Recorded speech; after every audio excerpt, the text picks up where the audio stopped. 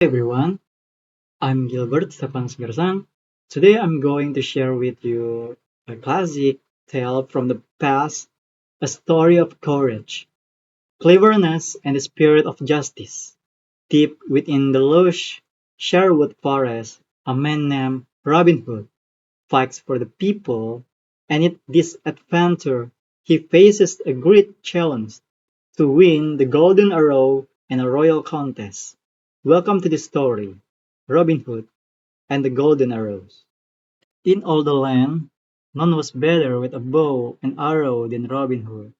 He lived with his band of merry men in Sherwood Forest, the same woods where King John kept his royal deer. A few years before, when King Richard ruled the land, the king let people who were poor come into Sherwood Forest and own his royal deer to feed their families. When King Richard left England with his army, his brother John stepped up to the throne. But King John, as the king would be known, refused to allow anyone else in Sherwood Forest. After all, he was the King of England. Shouldn't he hunt his own royal deer whenever he wanted? King John made it known that anyone seen hunting in Sherwood Forest would be seized at once and thrown in prison. When Robin Hood heard about the king's new decree, he was furious. He moved into Sherwood Forest to defy the king's orders. Dressed in green from cap to boots, Robin Hood camouflaged well in the dark leafy woods of Sherwood Forest. Soon other brave men entered Sherwood Forest too, to join Robin Hood and hunt the royal deer. And that is how the merry men come to be. When rich nobles and dukes passed through the woods, Robin Hood and his merry men would hide. Then in a flash, they would jump out onto the richly decorated carriage, rob the treasurers, and give the money to the poor.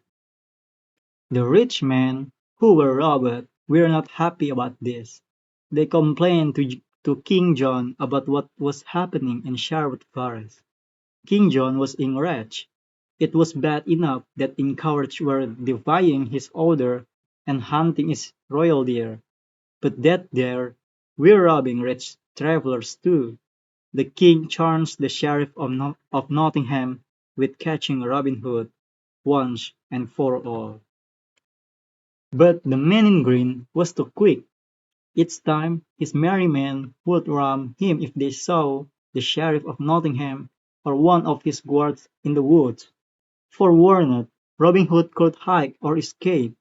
The sheriff came up with a clever plan. "I will announce a great contest," he stated, "to find the most expert bowman in all the land. The grand prize to the winner will be a golden arrow."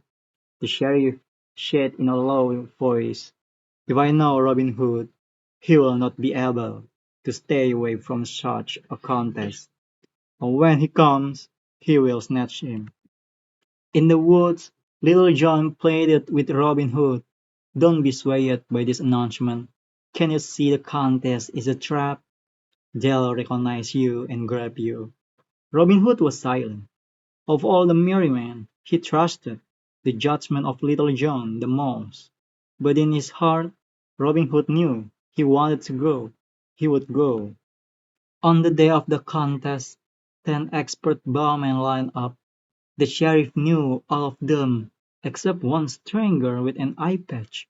The target was so far away from where the archers lined up that it was almost impossible for them to see its black and red circles. One by one, each young man shot his best arrow. Most missed. Some landed on the target, but none came close to the center. The sheriff turned to one of his guards. "Do you see Robin Hood? Where is he?" "We know all of these archers, your majesty," said the guard, "except the one with the eye patch. But Robin Hood doesn't wear an eye patch." "The whim," said the sheriff. "He didn't have the guts to come. He's afraid of me." After a few rounds, two finalists remained. The first one was Adam of Dell.